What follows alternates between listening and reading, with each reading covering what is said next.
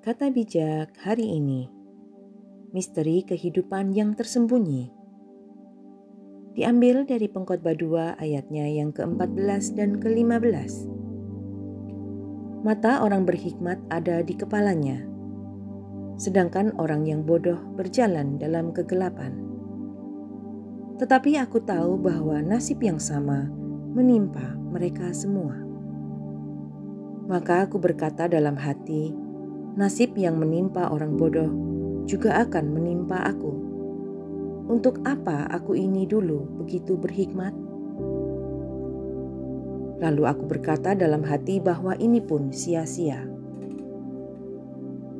Salomo di sini ingin mencari misteri kehidupan dengan membandingkan kehidupan orang yang bijak dan kehidupan orang yang bodoh. Mata orang bijak ada di kepalanya berarti bahwa orang yang bijaksana itu memiliki wawasan, kesadaran, kewaspadaan, dan pandangan ke depan. Orang yang bijaksana melihat apa yang ada di depan dan hidup dengan berhati-hati. Namun ia mengkontraskan dengan orang bodoh yang berjalan dalam kegelapan, di mana ia tidak memiliki cahaya, ia tidak melihat rintangan di jalannya. Bahkan orang yang bodoh adalah orang yang buta terhadap kebenaran. Seringkali ia tersandung dalam hidup dan membuat keputusan yang ceroboh. Inilah gambaran seseorang yang dipimpin oleh dorongan hati atau ketidaktahuan tanpa cahaya spiritual. Namun Salomo tahu bahwa satu takdir menimpa mereka berdua, yaitu kematian. Terlepas dari perbedaan pemahaman dan perilaku mereka, kematian tetap menjadi penyeimbang yang hebat.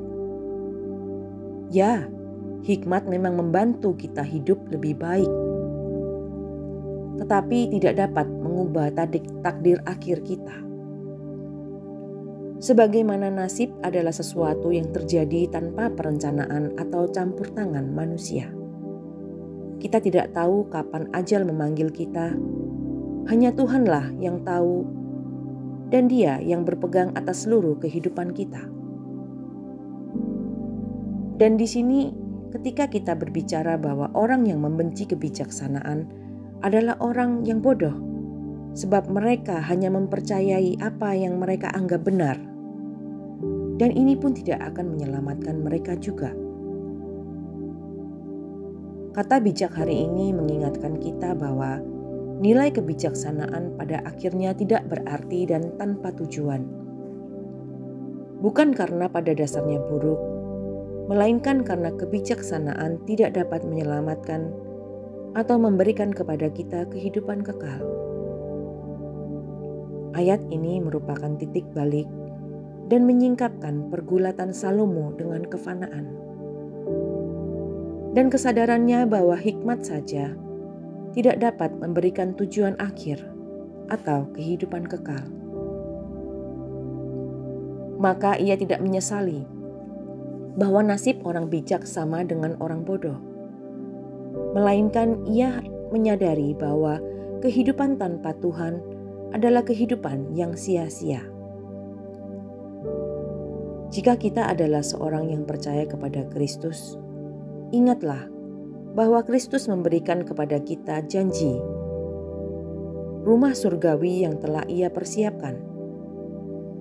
Itulah sebabnya Paulus menasehati kita yang menikmati apa yang telah Allah berikan di dalam Kolose 3 ayat kedua, yaitu pikirkanlah perkara yang di atas bukan yang di bumi.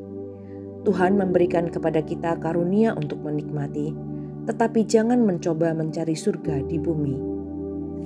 Kita tidak akan menemukannya sekeras apapun kita mencarinya. Pertanyaan reflektif hari ini adalah, apakah dalam mengambil keputusan hidup, kita mempertimbangkan segala opsi, kita berdoa bertanya kepada Tuhan atau tergesa-gesa dalam memutuskan? Apa yang menjadi pedoman hidup kita? Apakah Tuhan ataukah apa yang dianggap benar oleh manusia?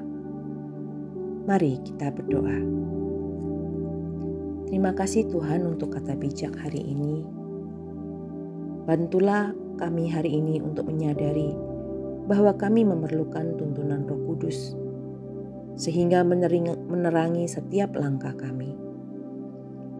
Biarlah terang kebenaran firman-Mu memberikan kami wawasan dan kebijaksanaan, sehingga kami tidak berjalan dalam kegelapan dan tersandung dalam kehidupan ini. Mampukanlah kami untuk selalu bersyukur dengan segala keadaan yang ada. Amin.